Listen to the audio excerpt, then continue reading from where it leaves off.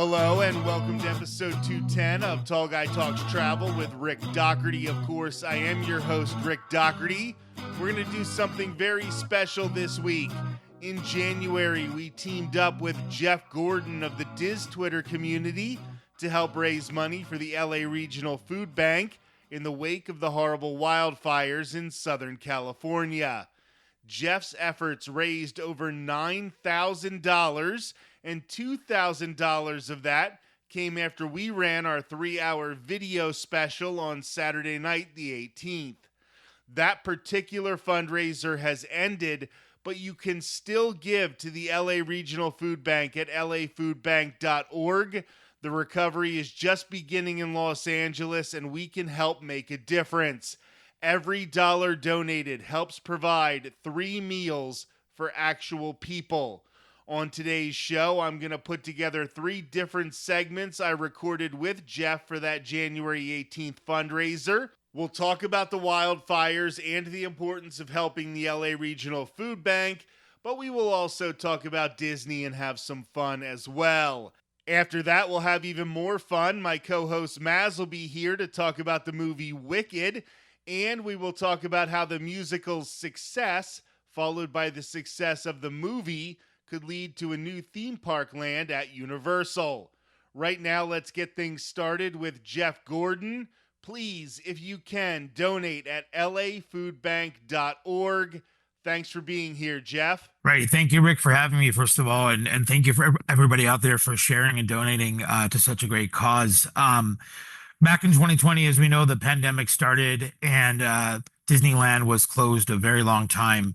And not just Disneyland, but we had the mom and pop shops, the hotels in the area, restaurants. Everybody was hurting pretty bad. There was a lot of food insecurity.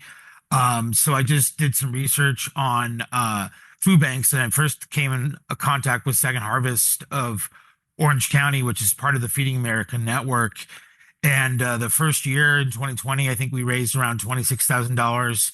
We came back again in 2021. We raised $24,000, I think, that year. 2022, our focus was on the hurricanes in Central Florida, and we raised about $10,000 there. And then we came back and did another year, 2023, with Orange County, and raised another $10,000. And then this past year, there was another hurricane, I think it was Milton, in 2024. So we raised a little bit there. And then right now we're working with the LA Regional Food Bank, again, a partner of the Feeding America network. So I know they're a 501c. They're a reputable on-charity navigator, which is where you can go and see how charities rated. And they have the organizational structure to help out in this crisis because, you know, I live in Santa Monica. Palisades is right above me.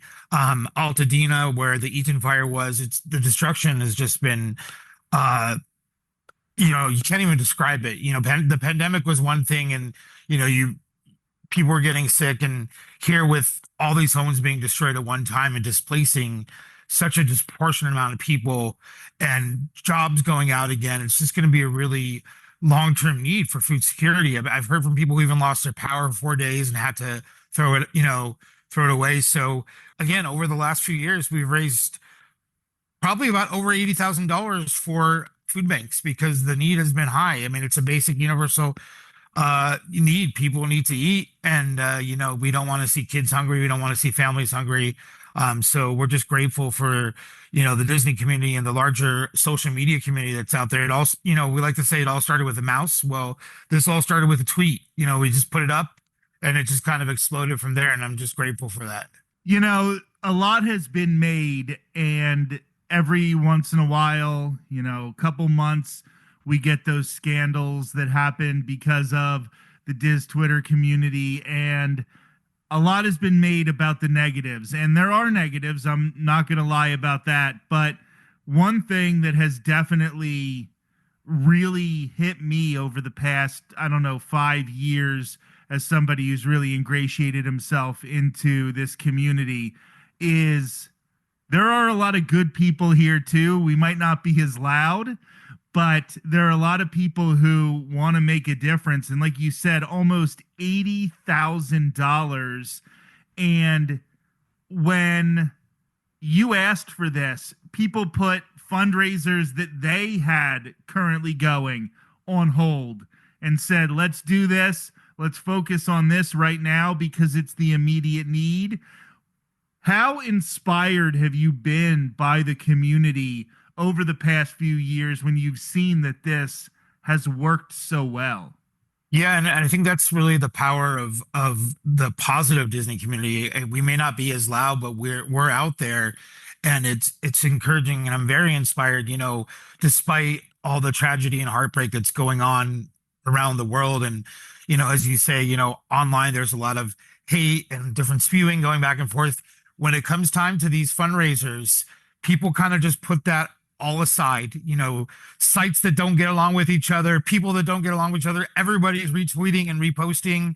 And I think that's the thing. It's like we recognize this is something that's common good, that we can come together and put aside our differences, even if it's just for a couple weeks or however long the fundraiser runs for. We can come together and help people that are genuinely need our assistance, because you just got to put yourself in their shoes. Like, if this happened to you, you will want to have that same help and support, and we want to be there for them as well. $1 takes care of 3 meals at the food bank. So it really is, every dollar true does count. You don't have to give $100. That would be great. But if you give $1, $5, every bit counts. Jeff, I want to ask you a little bit about your Disney fandom and how long you've been a fan and what parks you started off attending. I know you're part of West Coast Diz Twitter, so why don't you just talk about that a little bit?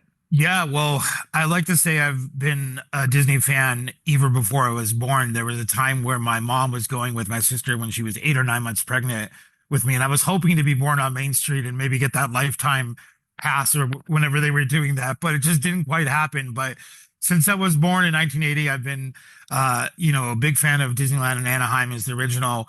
And growing up, my family, we were able to go back and forth between Disneyland and Disney World. But Disneyland has always been home. And as I've gotten older, I've been lucky enough and able to travel to Tokyo Disneyland and Disney Sea. That was like in 2009. And then more recently, I've been to Disneyland Paris and Studios Park. I think they're about to call it Disney Adventure World. Who knows what that is? But I've been there quite a few times recently, and I just really enjoy parks around the world and just seeing the differences and the similarities. It's just a great experience to do that, and I feel really lucky that I'm able to do that. But I just love Disney all around, not just the theme parks. Love the animation and film, and just the happiness and the magic behind Disney. So now to get to something that's not as happy, we are raising these funds because of the fires in Los Angeles and the Los Angeles area. And I think one of the things that I want to stress here tonight is that right now the cameras are on what's happening. Right now we're seeing the fires and we're seeing the people evacuating and we're seeing the rubbish. What's going to happen, however, is this is going to be a long rebuild. And working class, middle class people, the people who, struggle to go to Disney maybe once a year, maybe because it's so close there at Disneyland, maybe they go a couple times a year, but they're really going to have a tough time. Rents are going to rise a lot when they rebuild. They're not going to be able to rebuild everything right away at the same time.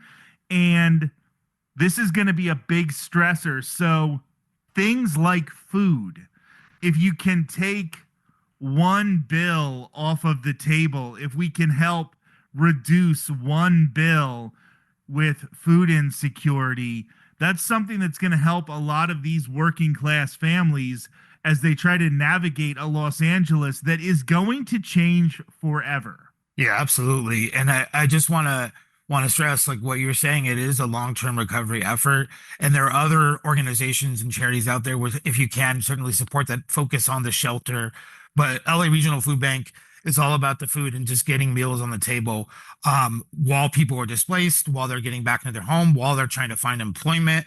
So that it's really easy just to walk in there and get a bag of groceries or meals, and they provide that support and assistance. And also they're able to refer out to other charities and organizations that can help with other things, because it's a long-term rebuild. This is not going to happen overnight. And once the cameras do go off, we want to just still show LA that we have heart, Orange County that we have heart, Florida that we have heart, the whole United States and the world. Like, we're here to support you, just as much as if something were happening in your area, we'd be there to support you too. Even if our particular fundraiser is finished, you can still go to the LA Regional Food Bank and donate money. You can find many of these different food banks that are reputable, that are all over the country, that are helping people in your community, that are helping people where the next disaster is happening. So please, like, we're focusing on this right now, but it's still going to be a problem in 2 years. And there are going to be more problems that sprout up over the course of the next 2 years. So just keep an eye out, and always remember that food insecurity is one of the biggest problems out there, and it's one of the easiest ones to solve. Absolutely, Rick. And if you look to see if a food bank is associated with the Feeding America network, which so many of the Second Harvest and the LA Regional Food Bank are, you can also look up on Charity Navigator and make sure that they're reputable organizations, because it is a 501c. If you donate, it is tax deductible, but they have that organizational structure, and your money is going directly to the cause right away. Jeff, we talk about this as, a problem that people are seeing on television. But for you, you grew up in Santa Monica, Palisades, which has been just completely devastated by these fires, just north of you. What are you thinking? First of all, I'm assuming you are safe and you know what your exit strategy would be if needed. But what's going through your mind when you're seeing these places that you've known your entire life and you're seeing all of this destruction? Yeah, thank you, Rick. It is really quite hard to put into words, because you grew up in these areas. You grew up in the Palisades. Like, if you're in Santa Monica, it's just a short drive up the Pacific Coast Highway through a little bit of Malibu to the Palisades, and you're right there. And I used to take classes out in the Palisades. I would sometimes work at Palisades Charter High School, and seeing the shambles that's in on what's left of Palisades Charter High School, it really hits home. And you would never think in your lifetime that something like, especially in 2025, with as advanced as we are in a lot of things, it's like, I can't believe like a whole town would just burn down, or 75% of a town would burn down. And the same thing in Altadena. And it's just really hard, because I have at least 20 people I can just think in my head right now that lost their homes in the Palisades fire, and I know about 4 for the Altadena fire, and then just, I want to say, countless other people that were displaced. Luckily, thank you for asking. We were safe. We did move a little bit south to avoid the air quality issue, just as a precaution, but we were never under evacuation order in my area of Santa Monica. But it's just so tragic, and it's so hard. But as you got to always look for the helpers in this situation. And there are a lot of great helpers. Like, you see people getting brooms and shovels and walking around Altadena and starting to clean up some of the things that they can clean up. You see people just wanting to give out of their pockets, like in this situation with the LA Regional Food Bank, to support the fire victims in immediate and long-term support. And I know when some of these houses were first being shown, and they were showing these multi-million-dollar houses in Malibu, and there was talk about, controversial celebrities like James Woods, and people were sort of looking at it like, well, those people are wealthy. And I think, yes, James Woods is wealthy. Like, he made a lot of money. And a lot of those people on the beaches in Malibu, they had a lot of money. And I'm not saying that the people who have a lot of money deserve to lose their homes. I'm not saying that at all. But I think what a lot of people are missing is, there are a lot of middle class, working class families that are out of homes. And when they do rebuild, my concern, my biggest worry is that when they rebuild, it's going to drive the price of everything up even more. So you may see celebrities posting on the internet and saying, oh, my house is fine, or my house was destroyed. And you're thinking, well, they're celebrities. That's, they'll be fine no matter what. And they will be fine no matter what. But the people who won't be fine, Los Angeles is a huge city, and it is not just rich people. There is a beautiful collection of middle class, working class people, and they are struggling, and their entire towns have been destroyed. So I want you to talk about that Los Angeles that maybe people in the rest of the country don't know. The middle class Los Angeles, the working class Los Angeles, the people who just go to regular jobs each and every day.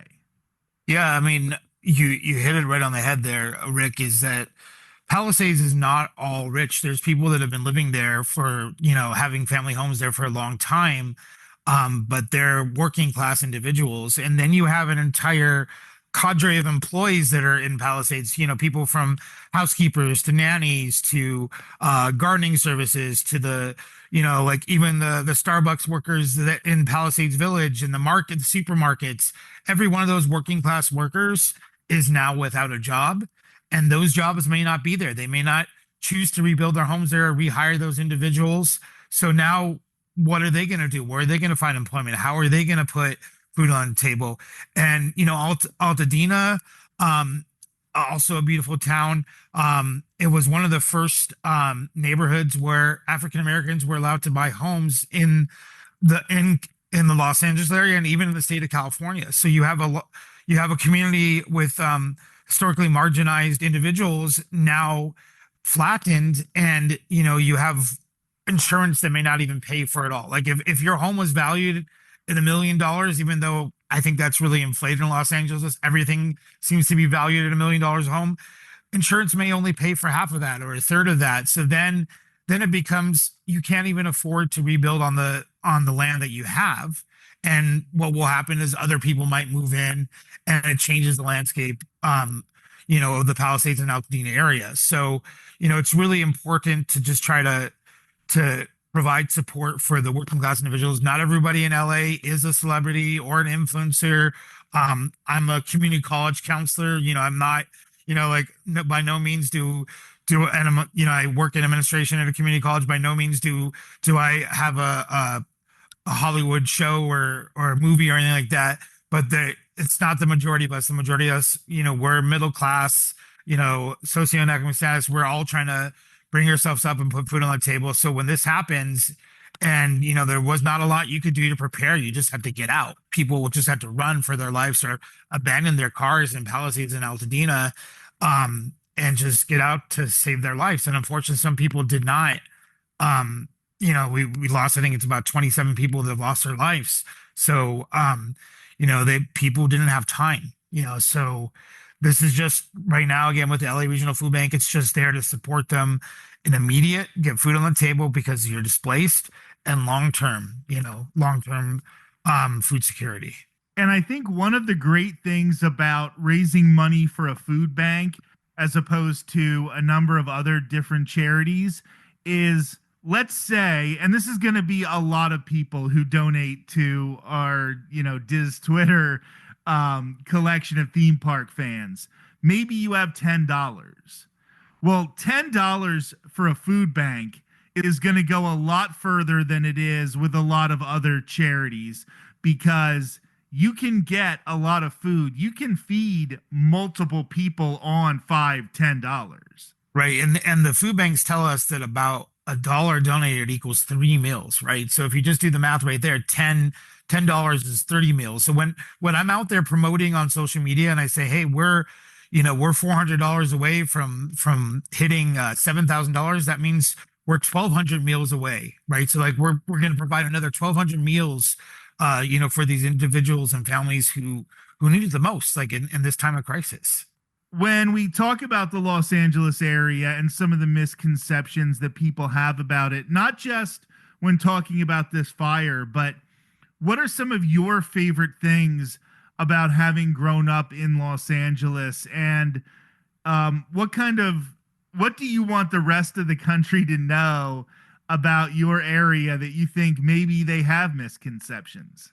I think the biggest thing again is we're not all celebrities, so there is a good majority of us who are not famous, and we do have a sense of a great community here in Los Angeles. There's a lot of heart and resiliency within the greater Los Angeles area, and each community, whether it's Santa Monica or Palisades or Altadena or Culver City, like each part of Los Angeles has their own identity. Like, our LA County area that has its own identity. There's, you go to downtown LA,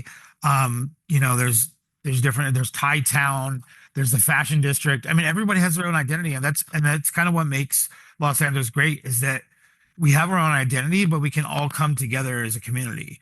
So I think it's just we're not, it's not all fluff in LA. We're real people. We go on our daily lives, and if we see a celebrity walk by, we're probably not the ones asking him for the autograph. We see them and just kind of go on with our day.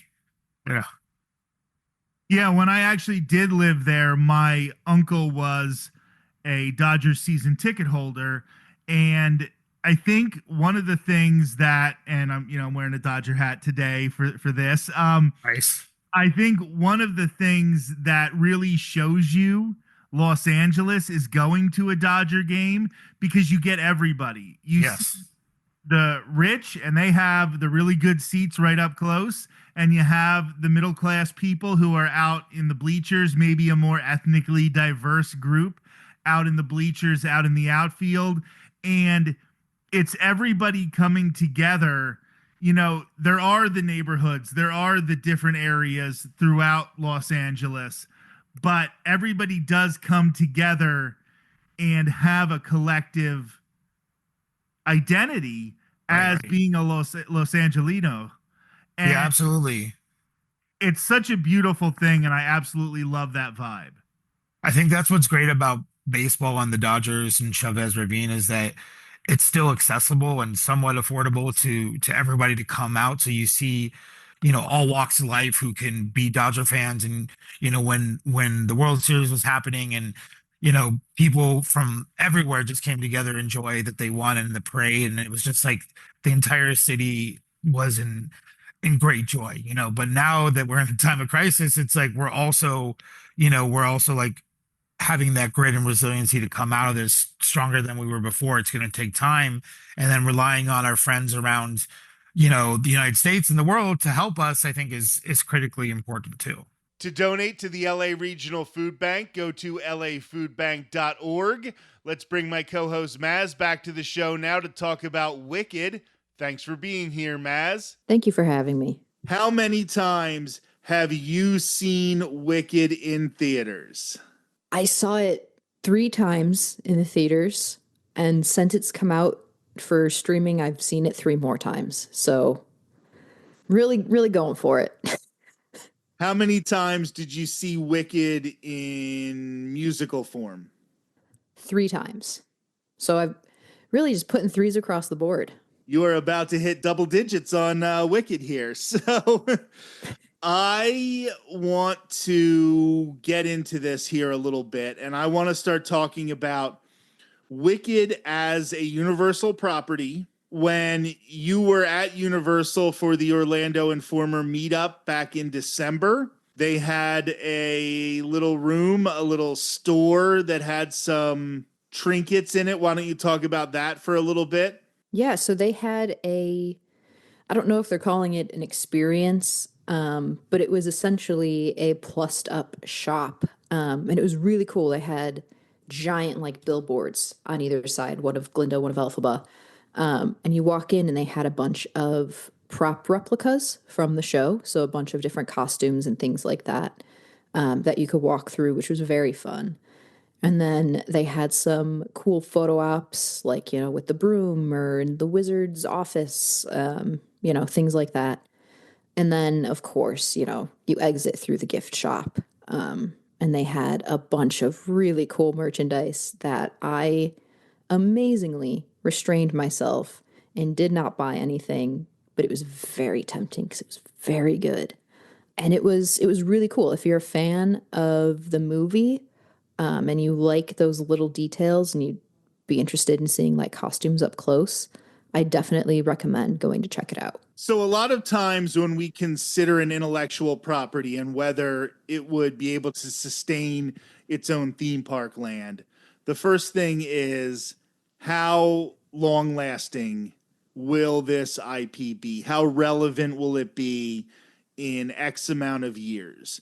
And from what I understand, Wicked is going to be a two-part movie where if you've seen Wicked, it's only half the story. You're going to have to go in November of this year and see the second half of the story. So they've already stretched out what they have to the point that this is going to remain relevant for at least another year. Well, and here's the thing.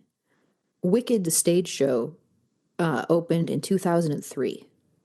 So it's already, old as an IP. And the fact that they made this movie, 20 years later, and it's still had this huge reception of people, flocking to go see it. And they've got another part coming. I feel like it has shown that this is still like a very relevant IP movie franchise, however you want to phrase it. So I think it's got legs at this point. And it would be so funny the way that Universal likes to sort of take jabs at Disney. We just saw the other day when Dino Land USA closed at Animal Kingdom, and they posted, if you want to land with dinosaurs, come on over. We got Jurassic Park over here at Islands of Adventure. They love to take their jabs at Disney. And with the weird quirks of intellectual property law, Disney has been trying for decades to tap into the Wizard of Oz, including making some prequels, or I don't even know what those movies were. I think, wasn't like James Franco in it or something? Oh my God. Yeah, I forgot about those. Those were something. And they have been trying so hard to get this. They had it on the Great Movie Ride. And now it looks like Universal is the one that's going to end up being able to create this Wicked Land. And when you talk about relevance, yes, the stage show has been around since 2003. There's books. There's now going to be 2 movies. But The Wizard of Oz has been around for almost 100 years. The movie itself, the iconic, Right. and then the book even longer than that. So I do think this would be an IP that you could safely say, let's build a land around it, and it will be able to last for decades. Build me a yellow brick road. Oh, that would be so cool. It'd be so cool. All right, so why don't you brainstorm just very quickly, what would you like to see in a Wicked Land? I want Shiz. I want to be able to walk through Shiz. There should be some kind of boat ride. Movie establishes it's on the water, so I think there's an easy tie-in to bring you through the university or whatever. Maybe Madame Morrible's giving you a tour. I don't know. There should be. I mean, you gotta get Jeff Goldblum in there somewhere, right? Like the wizard has to do something. I don't know if you somehow get a wizard's castle ride in there. I don't know, but I feel like you just have to put him in a pre-show somewhere. Like I need that to happen. I desperately want a Defying Gravity ride. I don't know the mechanics. I would be happy if they like took Flight of Passage, and made it seem like you're riding on a broom, and they just like played Defying Gravity in my ears while I'm like flying over land. That's gonna make me happy. That's all I need.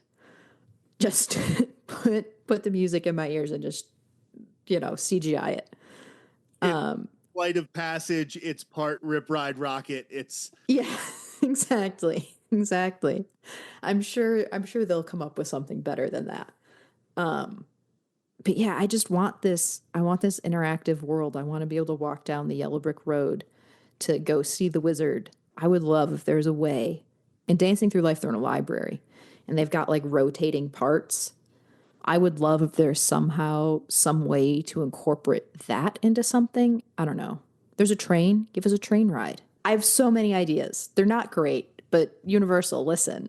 I will come give you my ideas for a Wicked Land, and you can use them and just let me go for free. And we're hearing rumors Simpsons might be going soon. There's that Lost Continent area that doesn't have any attractions right now. There's a lot of space. They're building a whole new theme park. There's a whole new park. I think we might be getting Wicked at some point in the next few years. I will say, truly, it has happened a couple times with like Disney where you watch something and you're like, oh, they could put this in the movie this way so they could put it in the theme park. And I felt that while watching Wicked. There were a few scenes where I was like, oh, the way they built this, it feels like it's meant to be a theme park. And at the beginning, there's one section where Cynthia or Elphaba is singing The Wizard and I, and she's like exploring through Shiz, and she's like, going down these different cool paths and different rooms and stuff. And I think that would be a cool, like almost the Moana walkthrough.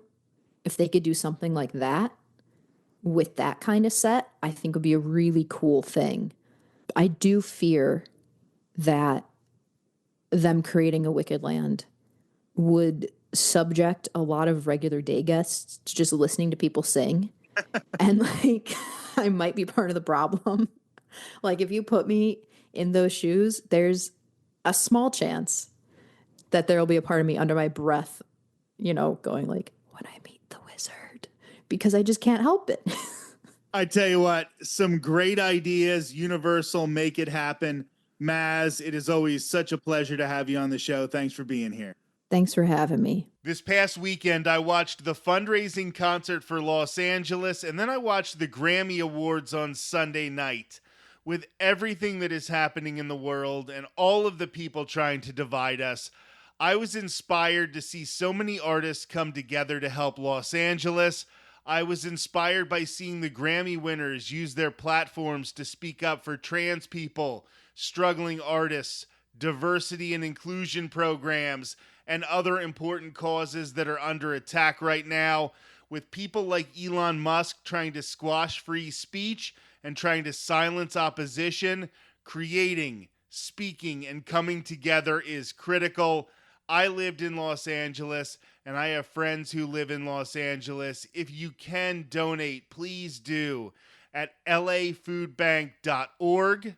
This has been episode 210 of Tall Guy Talks Travel with Rick Doherty. I will return next week with my co-host Sarah Says, who's going to talk about when Disney animatronics go wild. It will be a very, very fun conversation. That will be next Thursday. Until then, have a great week.